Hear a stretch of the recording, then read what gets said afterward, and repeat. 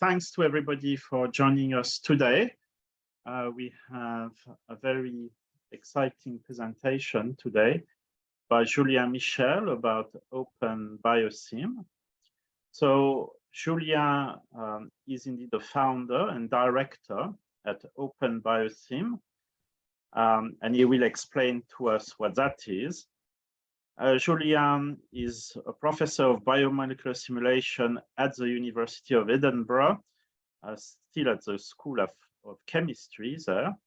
And Julien has over 20 years of experience in academic research in molecular simulation methodologies and their applications mostly to biomolecules.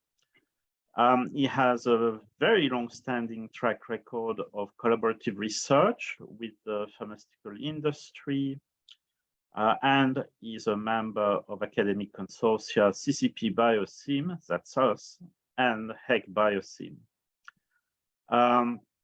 So today, Julien is going to talk about promoting open collaboration in computer-aided drug design with the OpenBioSim community interest company.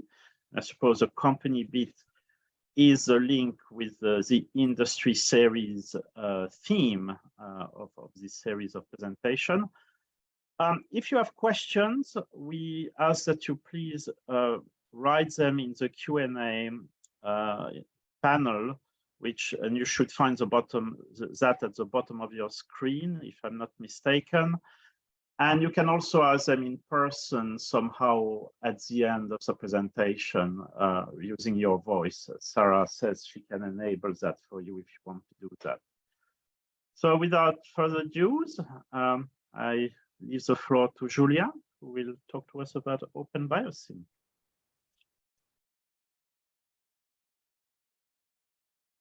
Okay, Nicolas, thanks for the introduction. Right, okay. Is my screen sharing working well for you? Yes. Yep. Yes. All right, okay, well, so first of all, a big thank to CCPBioSim for giving me a chance to talk about this initiative. So this is the kind of first official talk about OpenBioSim, even though maybe some people have, are aware I've been working on this for a little while. So I'd like to spend the next 30-40 minutes or so to explain what we're trying to achieve and the approach that we've taken, and start to show some of our initial results. But maybe more broadly speaking, I'd like to make a point about what this is really about, and for that I'd like to use an analogy by going back to the history of computer science.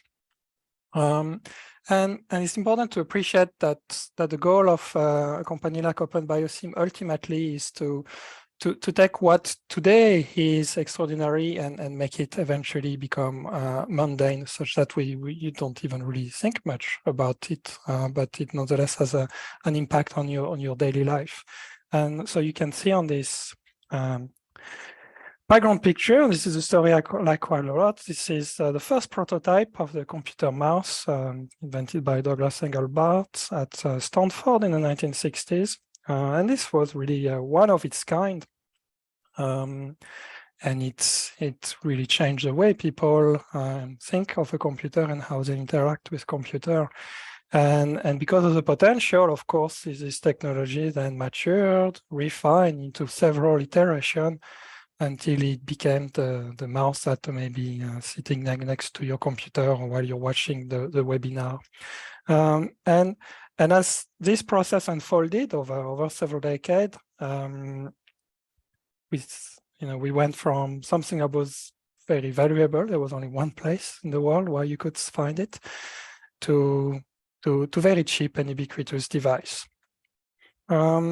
And that is a path, in fact, that many technologies that have a broad impact take, if they're going to change the life of everyday people, they have to be re-engineered until they become accessible to the mass. So now the field I operate in is computational chemistry, and more specifically computer-aided drug design. And if you look at the traditional path for bringing new technology and disseminating them broadly,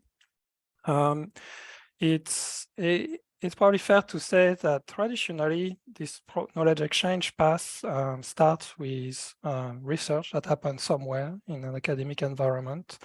And this is about maybe coming up with the fundamental, the enabling technology that underpin application that ultimately help, for instance, computational chemists in the pharmaceutical sector get on with their daily activities of supporting drug discovery project. Now, it has rarely been the case that academic discoveries have made their way directly into the hand of a user in the pharmaceutical sector. And there's a number of reasons for that. Academia has a focus on proof of concept and new ideas, but a bit less so on taking something that has been proven to work and working on product development and making it into well-engineered tools that many people can use. And so as a result, the industry has been served for decades by intermediary that I shall refer to as software vendor in this context, that do the heavy lifting of taking something that has potential and then engineering it into a product that can be used by non-experts. Now, there are of course advantages to this model, but there are also some limitations that come with it. One of it is that there is a relative asymmetry in the number of players here or here. And so there are relatively few software vendors that can really provide the kind of service that are really needed in the user space. And it can be a significant effort internally to develop, to carry out the internal R&D to reproduce academic research and incorporate it into product development cycle. Because it's often small software vendor, there's a limit to the number of prototypes that can be pushed forward.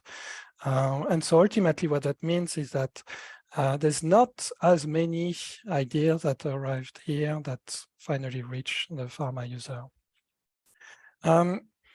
Now, I would argue that there hasn't been an opportunity to rethink this model for knowledge exchange, and part of that is linked to the rapid growth of the use of open source software in different sectors.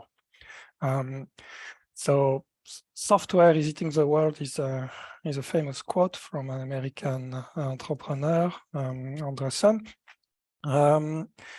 But if you look at statistics, really in recent years, you would say that it's actually mainly open source software that is ballooning in recent years. You can see on this plot the growth in the number of people with GitHub user accounts. And we last month we passed 100 million threshold. And so looking at this number, it might be easy to forget that GitHub is only about 15 years old, and that it's only really in the not even last 10 years that there's been a rapid uptake. And that's reflected in the perceived valuation of this business. Now, as a result of that trend, we see that a lot of academic research software nowadays has transitioned to open source community models. And so perhaps historically, academic groups who develop something that is potentially useful would license this to third parties. And that model still exists to some extent, particularly around the established program. But more and more new projects start from the outset with an open source mindset. And many projects, in fact, established projects are gradually open sourcing more and more of their code base. So this is changing a little bit the dynamic and the opportunities to promote knowledge exchange between academia and industry. And that is, in fact, the main motivation for thinking about an entity like OpenBioSim. So the mission of OpenBioSim if I read an official mission statement, it is to promote, sustain, and support the use of open source biomolecular simulation research software. What we envision here is OpenBioSim as an intermediary between academic research and people who develop technologies. So we're not actually looking at directly bringing academic discovery straight into the end of day-to-day user. But we want to make the process by which new ideas can migrate from academia to industry easier. And we want to do it in a manner such that links between communities are preserved and that both communities can mutually benefit from this interaction. And so in a sense, we want every player on this diagram to do what they're good at. Academia should focus on new ideas, new algorithms, new ways of simulating things, simulation of things that we didn't know that we've just discovered. And also, of course, academia has an important role of training the next generation of scientists that will find many of them career in the industry sector. Now, because of this training mission, there's also revolving door, and people only stay a few years and move on. So this is mainly why we see proliferation of prototype software that have demonstrated something, but no real capability to follow on easily. Where a player like OpenBioSim step in, is having a focus on good software engineering. And on working with different players to make different solutions talk to each other, on standardizing interface, on providing benchmarking, facilitating benchmarking of technologies so that the true baseline value of an open source technology can be more rapidly established. This in turn allow interaction with computational chemistry developers in the private sector, people who have an interest in working with open source technology as a baseline to develop innovative products. So there's of course something additional that has to be provided to create a commercial product, and we see nowadays mainly two type of player. So the traditional software vendor is interested in creating licensable software that can serve the need of many users in the pharmaceutical sector. But increasingly and largely due to the increased focus in computational chemistry for drug discovery, there's more and more teams of software engineers that works internally in pharmaceutical company, and their aim is twofold. They cater to the need of their internal user, and they're also aiming to develop and add value to the platform technology that their business develops.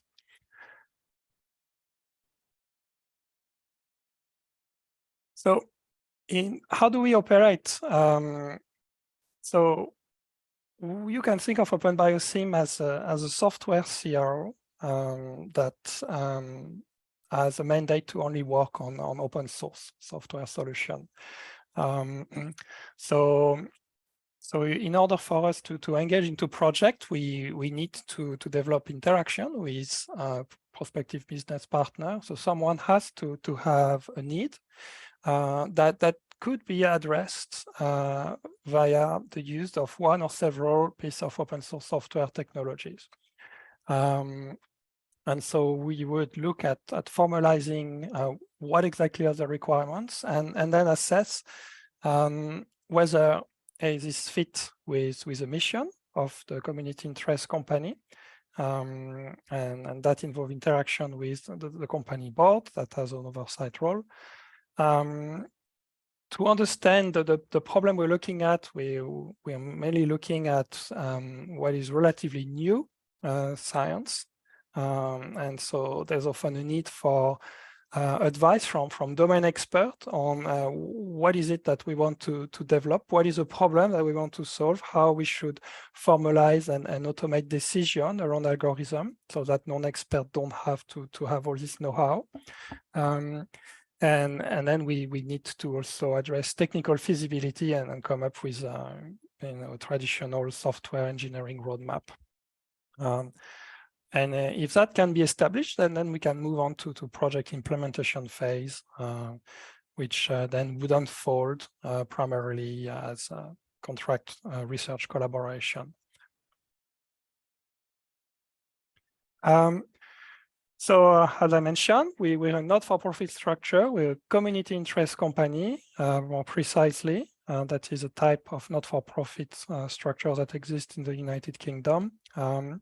What that means is that we cannot distribute profits to private or individuals. We have to reinvest any profit into activities that are of community benefits. So due to the nature of our activities, our mandate is to develop and maintain publicly available open source software. Now that means that we may, of course, as part of discussion, for instance, understand how we may have to modify open source software so that it integrates more easily with proprietary solution. But we would not have direct control over non-open source repositories. This is the current company board. It's made of people that have been active for, some of them for quite some time, in a different sector of computational chemistry, and loosely speaking, their experience reflects that of academic developer, software engineer, molecular modelers, and software engineer in the private or academic sector. So collectively, what unites us is we all have a track record of developing computational chemistry project and aiming to leverage open source solution to achieve our needs. So as I mentioned, we're a community interest company, and we aim to deliver benefits to the broader community.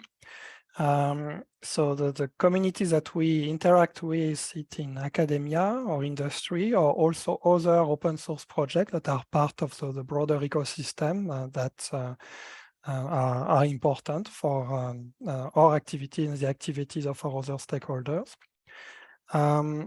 And so we provide a vehicle to enable maintenance and support of open source software projects in cases where that is not currently available.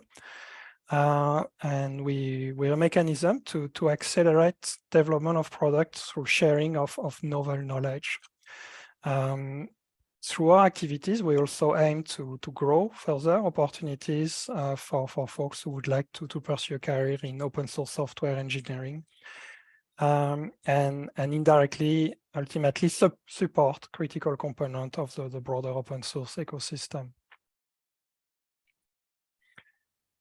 So I'll talk a little bit about a couple of the projects that we are currently working on at OpenBioSim. So the first one is under the Sire framework. So Sire is a molecular modeling framework that essentially is used nowadays to work with and manipulate representation of biomolecular systems. So Sire has been in development for just about 18 years. It actually started as a project, a curiosity-driven project from Christopher Woods, while he was in between jobs and was looking to sharpen his software engineering skills, and in many ways address some of the limitation he had encountered in his previous position. That is not uncommon of open source project to start with no particular clear long-term mission, and then to grow because of organically through new user adopting the code base. So nowadays, what is Sire used for mainly? So it is primarily a Python and C++ code base. It contains libraries of parsers to read and write common molecular topologies used in the field of biomolecular simulation. So things like Amber topology, CHARM, or GROMACS, or MOL2 PDB file, and so on. So it can be used to interconvert between file format, for instance, and also to perform tasks such as editing molecular systems, searching for group of atoms, annotating representation with metadata.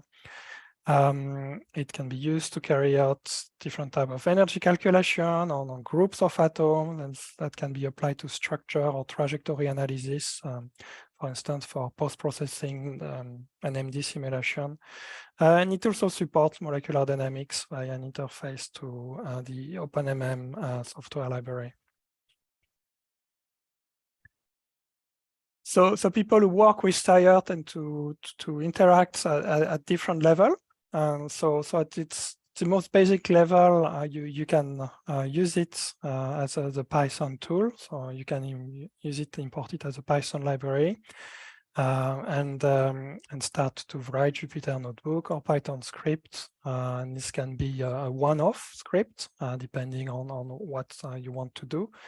So this is just a quick example showing how Sire download from a URL topology from a system it's a solvated protein ligand complex, and then using searching and indexing, look up ligand molecule, and then create a visualization using an NGL viewer interface in a notebook.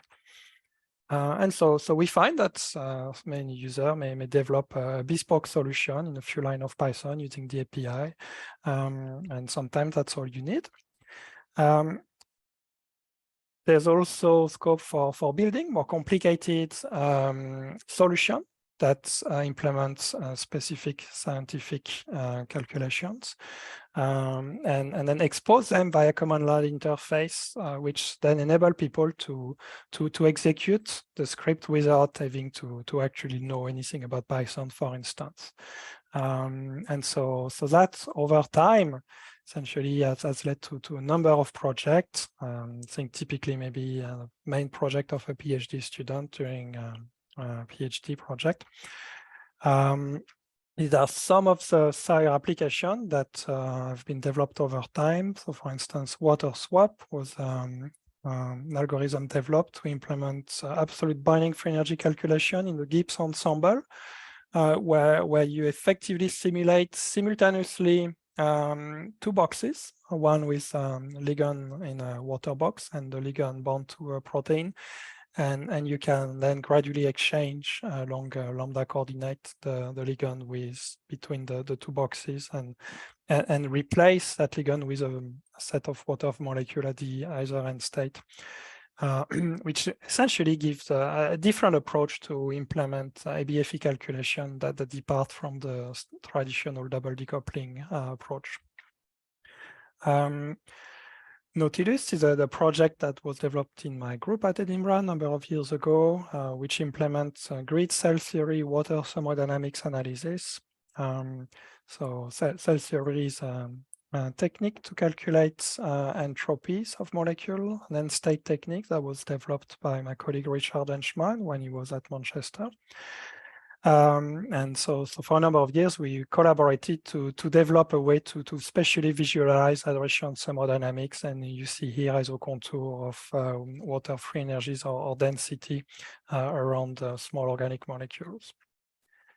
Yet another example of Sire-based application is SOMD, or Sire OpenMM Molecular Dynamics, which is a single topology alchemical free energy calculation engine, which uses Sire to parse input and set up an OpenMM free energy simulation.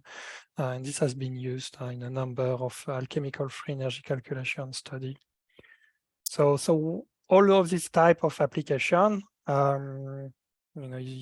the user experience would typically be something like a bash script or a job submission script to submit the input, get it processed, and collect the quantity of interest. Very much traditional CompChem. Nowadays, it's also possible to interact with some Sire solution via a commercial molecular modeling suite. And so this here removes completely the need to have experience in scripting and remotely accessing terminals and so on. And so this is the result of collaboration between my group at Edinburgh and the software company Cresset that led to the development of an interface in Flare to SUMD as a backend to carry out the free energy calculation. And then what that gives you is that it gives you the ability to more intuitively work with input, analyze the data, and then integrate the result in a fully featured suite, which may have other molecular modeling applications that are necessary for supporting a particular project.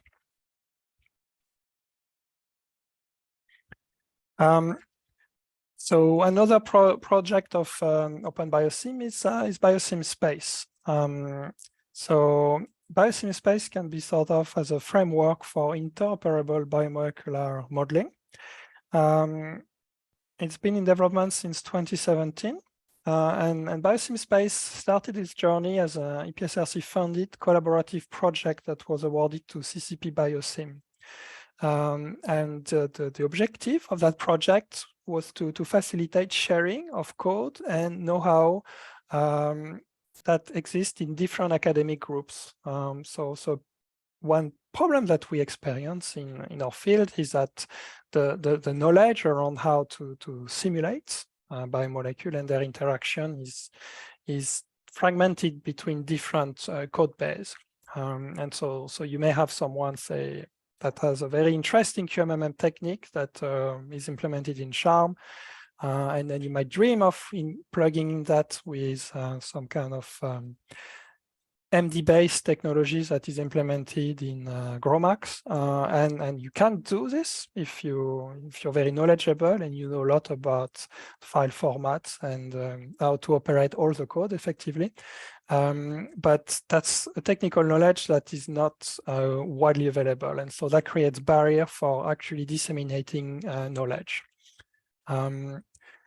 Now, towards the end of this project, it became apparent that the goal of facilitating sharing of code and knowledge between academic groups was also very useful for people working in the industry sector who have a need to use many different tools to find the one that suits their need for the project they have to support, but not a lot of time to actually learn the intricacy of each individual project. And so that led to some prototype collaboration with an industrial partner that ultimately motivated the creation of OpenBioSim. So BioSimSpace is a Python code base. You can think of it as a library that provides a set of workflow components, interoperable workflow components that abstract common biomolecular simulation tasks. The idea is that if you want to say, you want to carry out a molecular dynamic simulation, you should be able to specify that at a high level and worry later about what engine would actually be used. And you can even let the library work out what engine are available locally to carry out the tasks that you requested.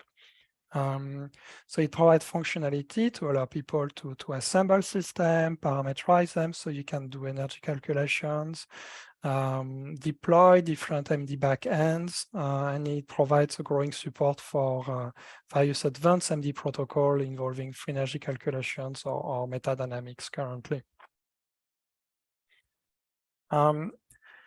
So you can think of BioSimSpace as a library that provides some abstraction between the actual package and the users. So at its lowest level, we have a packaging layer where we've got an ecosystem of tools that were developed independently in different places, and we work to make sure that everything can basically install into a single Python environment. which due to the nature of open source, where everything is updated independently, kind of means someone has to always keep an eye on this and work on keeping all the dependency compatible with each other. We then have a layer that provide interoperability between these different tools. So we pass information from one tool to this layer, such that it can be then passed to another tool back to carry out the task that is required.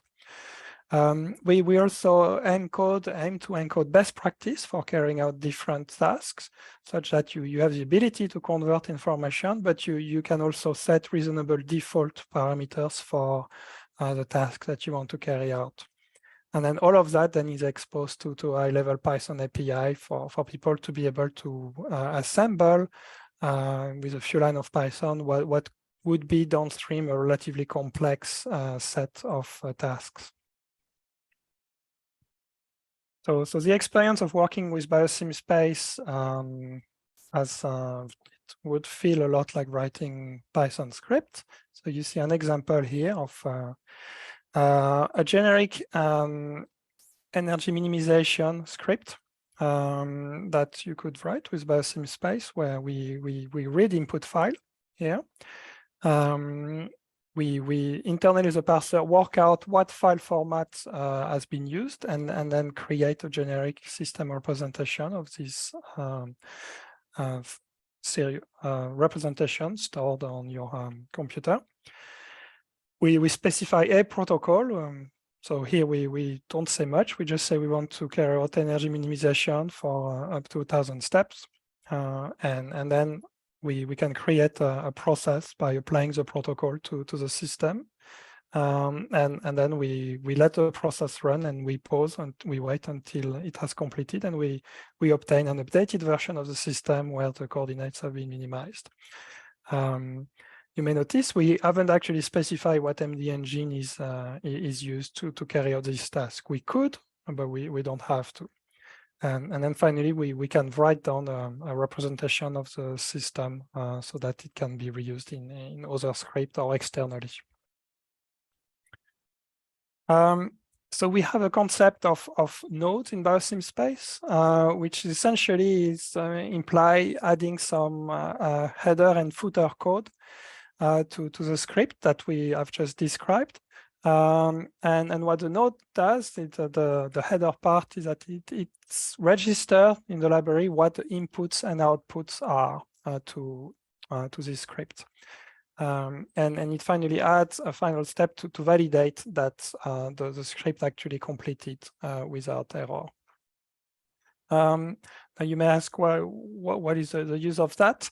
Well, the node interface allows us then to export the code and execute it in different environments.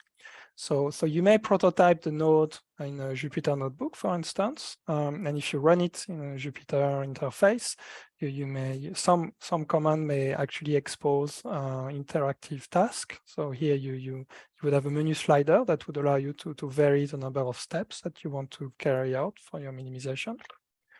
But we can take exactly the same notebook and export it as a Python script and run it through a command line where we will have auto-generated a standardized command line interface.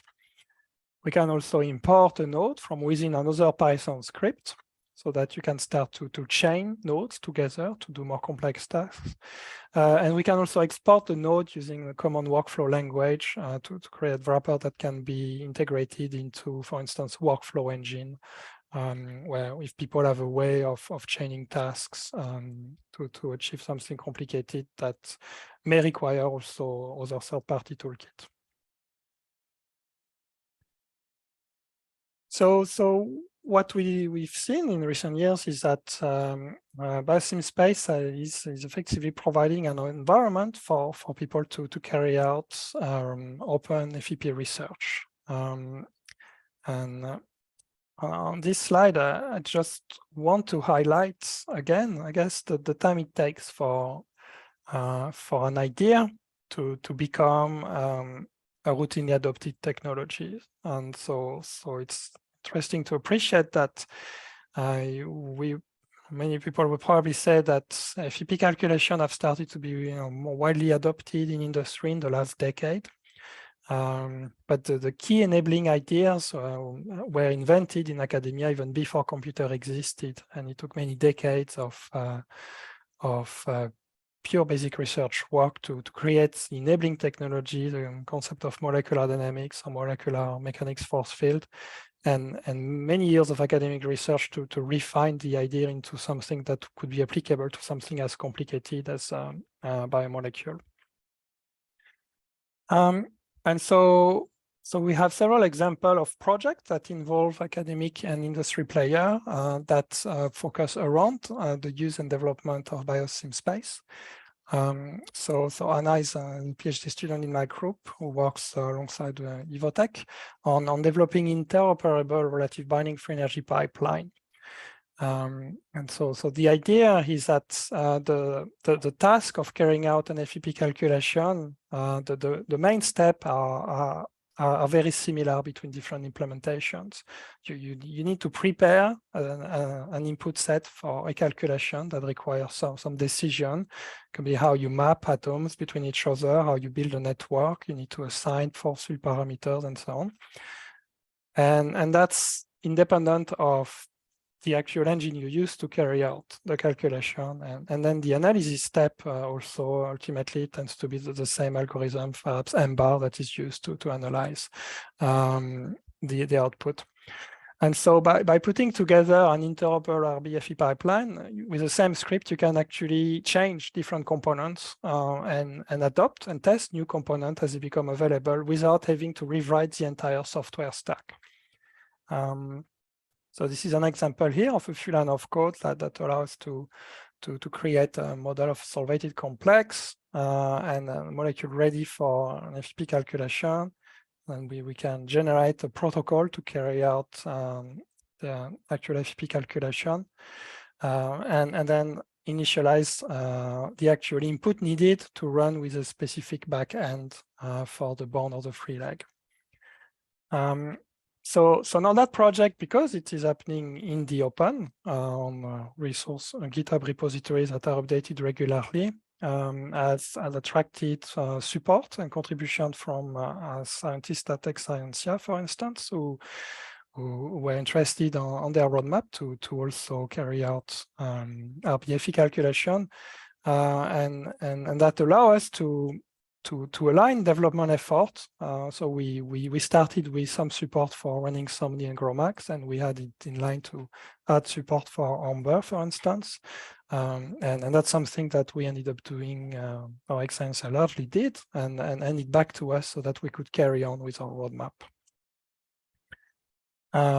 We also do work on the absolute binding free energy pipeline, which is a different flavor of free energy calculation that also allow you to calculate free energies of binding, and perhaps a little bit less mature than the previous approach, but currently of very much of interest. And so Finlay in my group works with AstraZeneca on developing, on streamlining the ABFE technology and figuring out how we can automate and choose the best algorithm for the different stage of the pipeline. And you see here a sample of code that would be used to implement an ABFE pipeline. This part actually focuses on automating the definition of restraint between protein and ligand atoms that form a necessary ingredient in an ABFE calculation.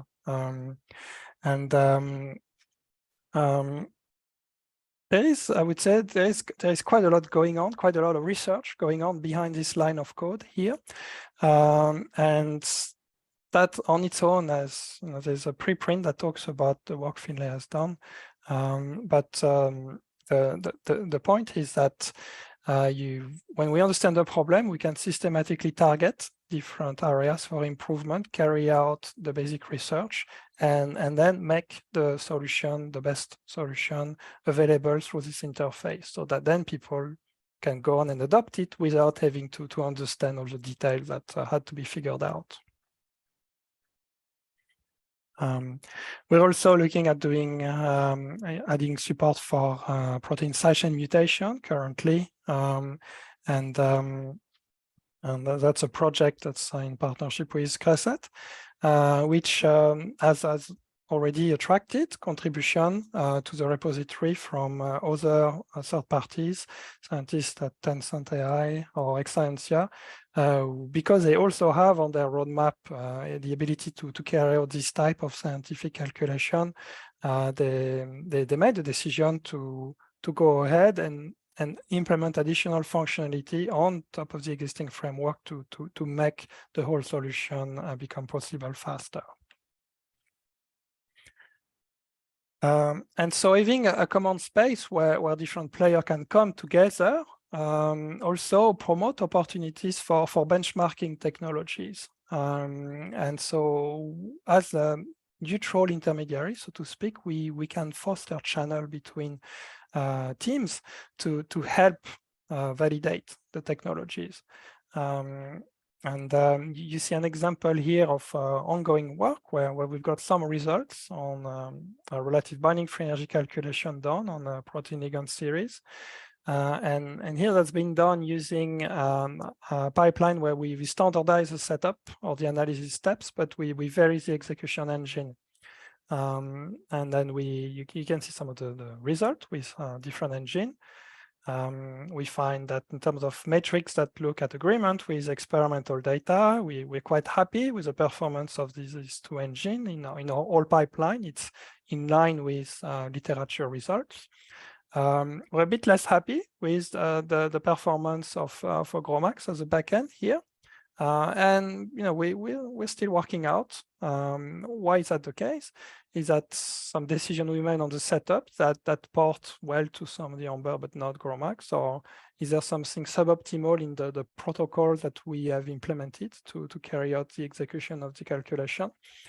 We can start to raise questions by sharing this data and comparing the results with our pipeline to data on similar data set that has been generated by other pipelines. And that, of course, is at purely the discretion of what people can and want to share. Okay, and just to wrap up, I want to also show how having a robust framework to develop software enables not only to re-engineer existing technology into something that's more robust and widely useful, but it also helps people prototype new technologies. As we looking ahead to the future, computing power is always expanding, and so what used to be time-consuming becomes more routinely applicable, and more we can now run molecular simulation at scales. And the fact that we can abstract many of the tasks needed to do so in the framework allow people to build solutions that leverage simulation at a scale more rapidly.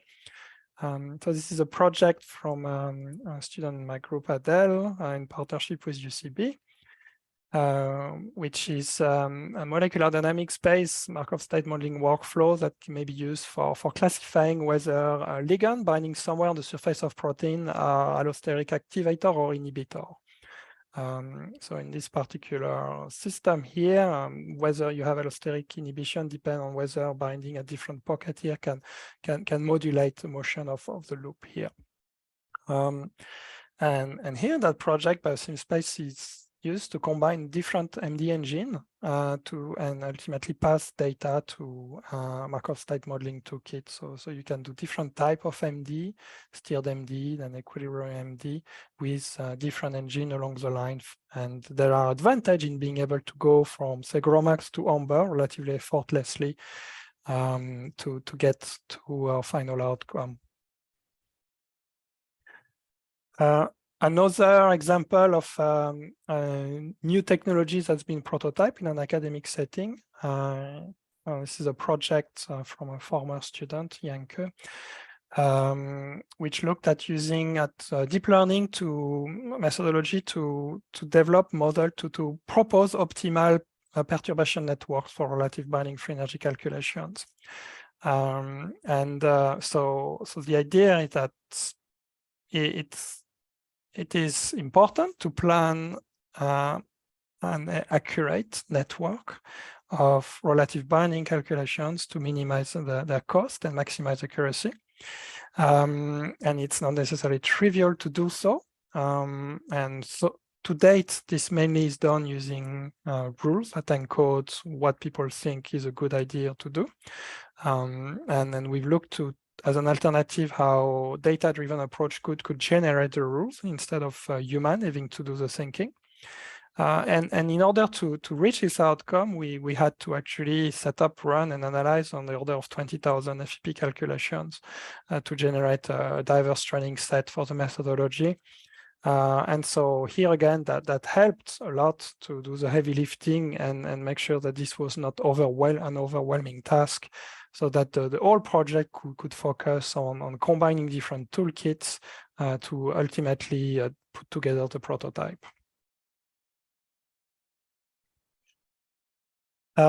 Now, as part of the mission of OpenBioSim, we also provide resource for people to work with the software. So we maintain documentation for the main project. It's written in a tutorial-driven style, which let people experiment with functionality as they learn about it.